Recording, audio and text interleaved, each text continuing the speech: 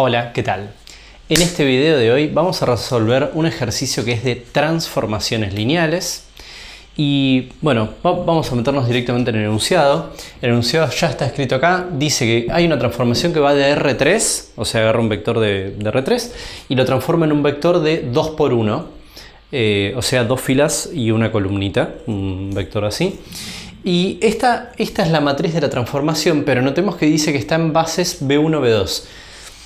Es decir, que no opera con los vectores del dominio así sueltos, desnudos, digamos, sino que opera con las coordenadas en la base B1 de un vector del dominio y lo transforma y escribe ese transformado en las coordenadas de B2. Ahora lo vamos a repasar un poco más eso. Igual una pequeña aclaración. En este ejercicio no estamos explicando todo el tema. Estamos dando un ejercicio y se supone que esas cosas uno las tiene que haber leído o estudiado antes. Bueno, la base B1 a la que hacen referencia es la base canónica de R3, ¿sí?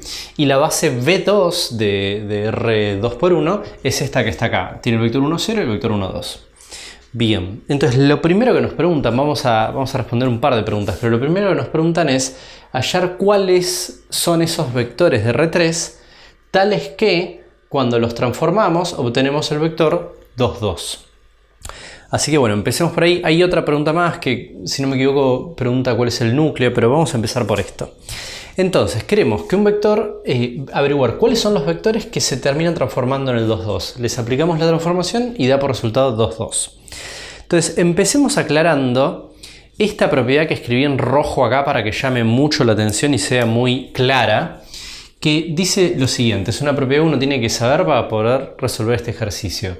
Dice que la matriz asociada a la transformación en bases B1, B2, lo que hace es multiplicar a un vector escrito, digamos, en la base B1, es decir, las coordenadas de un vector en la base B1, estos corchetitos que le ponemos significan las coordenadas en tal base, y da por resultado el transformado en la base del codominio.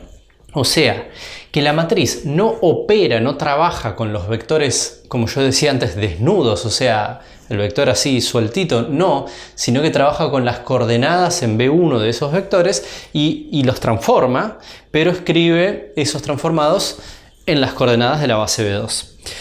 Eso, ¿por qué nos importa? Porque entonces el vector 2, 2, yo no lo puedo introducir acá de una, como decir, bueno, esta matriz multiplicada por algo tiene que dar por resultado el 2, 2. Eso estaría mal y de hecho es un error muy común. Por eso aclaro que eso no hay que hacerlo. Eso estaría mal. Entonces, ¿qué hay que hacer? Hay que buscar las coordenadas de este vector 2, 2, ¿sí?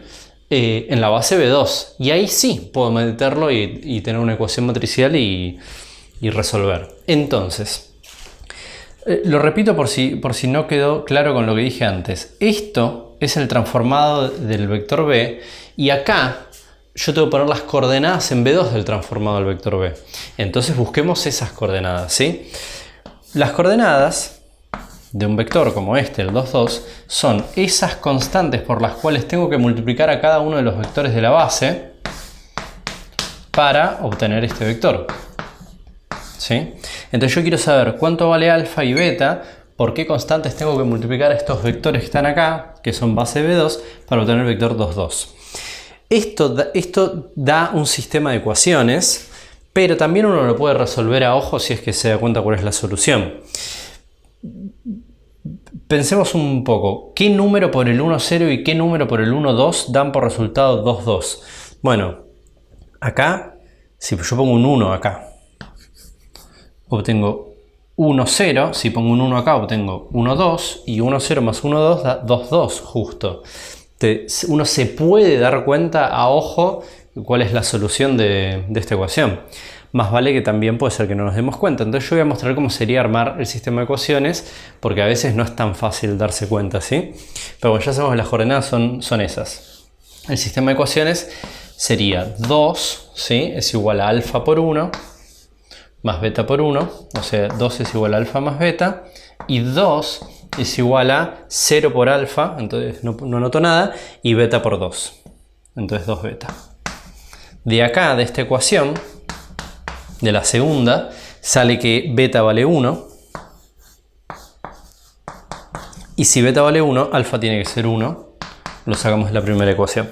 Entonces, escribamos a qué llegamos acá. Lo voy a poner por acá. Llegamos a que las coordenadas del vector 2, 2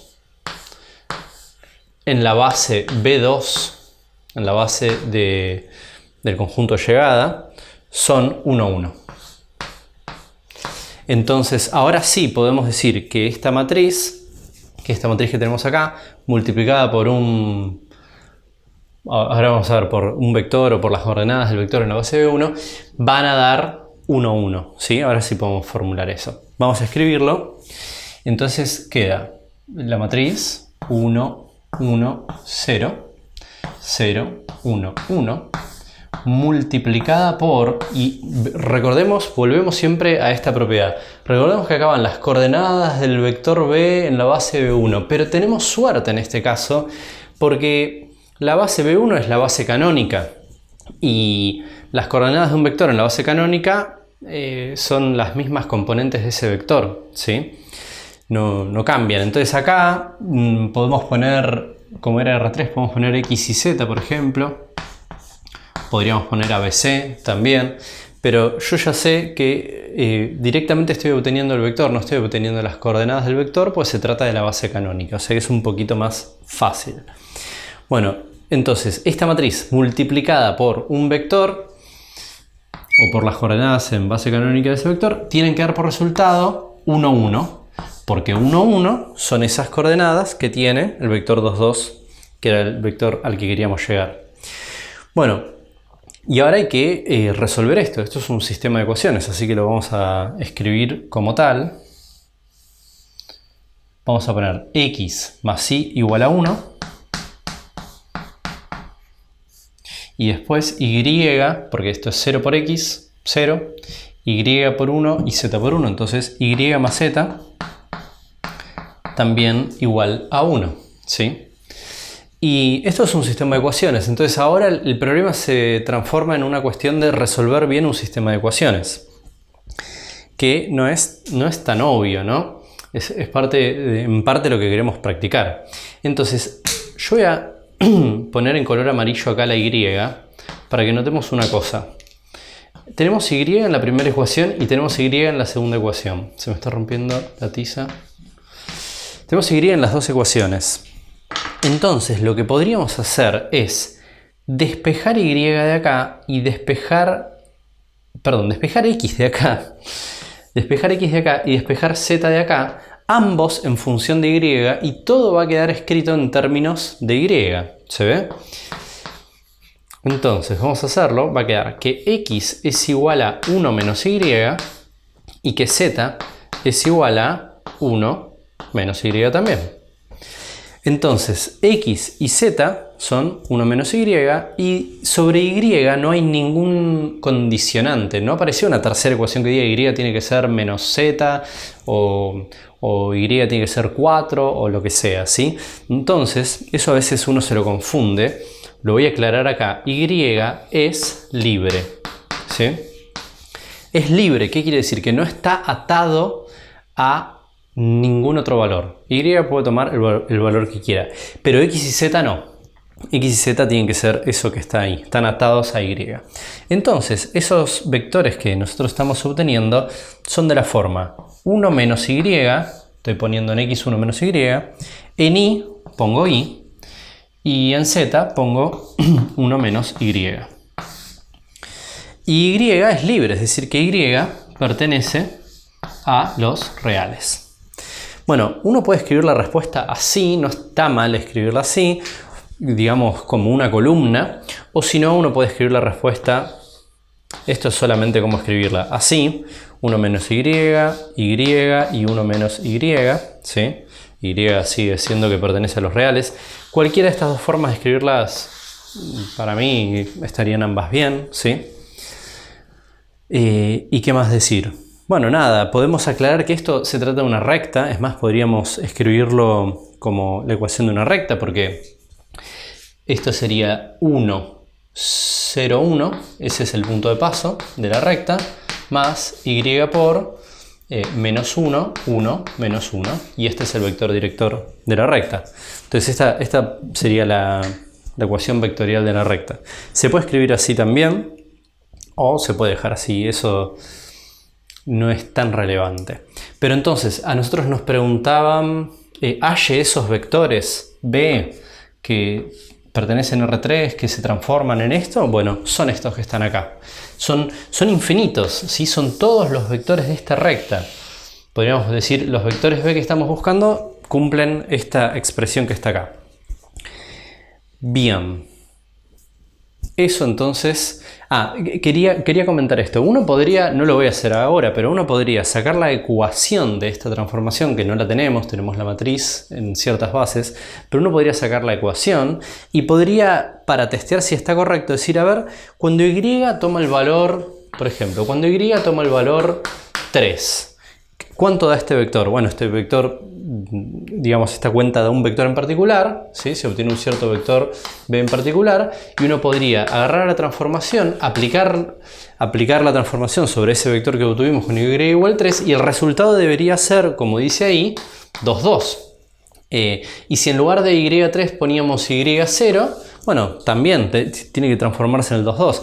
Eso sería una manera de chequear concretamente que lo que estamos haciendo cumple con todo lo que nos pidieron. No lo voy a hacer ahora porque bueno, si no se va a hacer súper largo, pero cuando uno estudia y practica y saca resultados y quiere chequear si está bien, en este caso se podría hacer eso, ¿sí? Bueno, vamos a borrar todo esto y vamos a ver la segunda pregunta que tiene este ejercicio. Bueno, en la segunda parte de este ejercicio nos dicen, obtengo una base del núcleo de la transformación. Entonces, obviamente tenemos que recordar qué es el núcleo. El núcleo es ese conjunto de vectores que se transforman en el nulo, ¿sí? Son esos vectores que se transforman en el nulo del codominio, o sea, en este caso en 0, 0.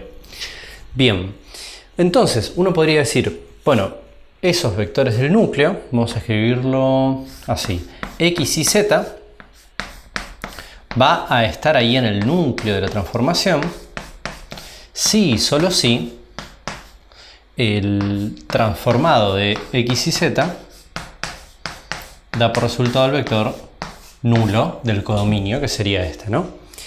Bueno, pero nosotros tenemos la matriz, no nos dieron la fórmula de la transformación, la podríamos sacar, pero no es lo más rápido, no es lo más eficiente. Entonces nos dieron la matriz y vamos a tomar a esa matriz y pedirle entonces que cuando transforme a esos vectores que decimos que son del núcleo, dé por resultado al vector nulo. Recordemos que en realidad no da vectores, sino que da las coordenadas de los vectores en la base B2. Lo que pasa es que las coordenadas del nulo son los escalares nulos, justamente. Entonces, podemos hacer como que ahí tenga... No me importa mucho que diga coordenadas, porque justamente el vector nulo, ¿qué coordenadas tiene? Escalares nulos, es así. Entonces acá vamos a poner esos vectores x y z del núcleo, que todavía no los conocemos, y vamos a decir que esto da por resultado 0, 0. ¿Está bien? Bueno, entonces hay que resolver esto, y resolviendo esta ecuación matricial, que ahora la vamos a escribir como un sistema de ecuaciones, tenemos el núcleo y se terminó. Bien.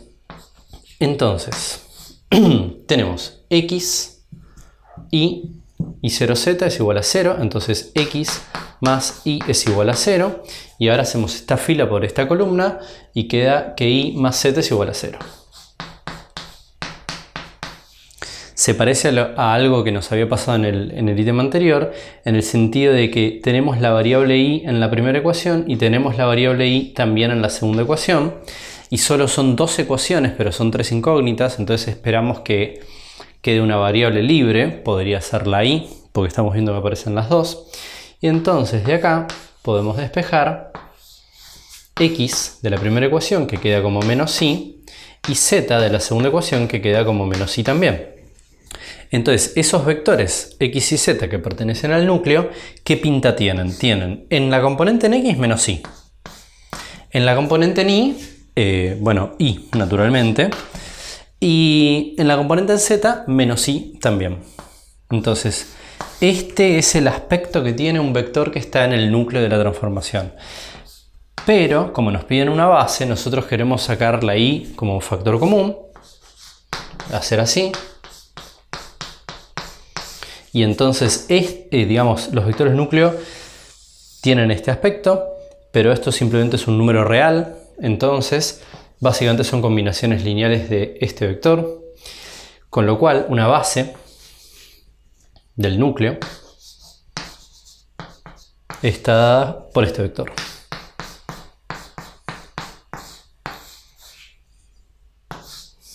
Y ahí estamos. Estaba pensando recién, voy a hacer la aclaración por las dudas, que acá en realidad van las coordenadas en la base B1 de esos vectores, pero como es la base canónica, es el vector mismo, ¿sí? Por las coordenadas de un vector en su base canónica son las mismas componentes de ese vector. Bueno, y ahí está, espero que se haya entendido, creo que no pedía nada más. Si hubiera pedido la dimensión sería 1, ¿sí? Porque tiene un solo vector la base. Bueno, espero que se haya entendido y cualquier cosa puedes escribir en los comentarios.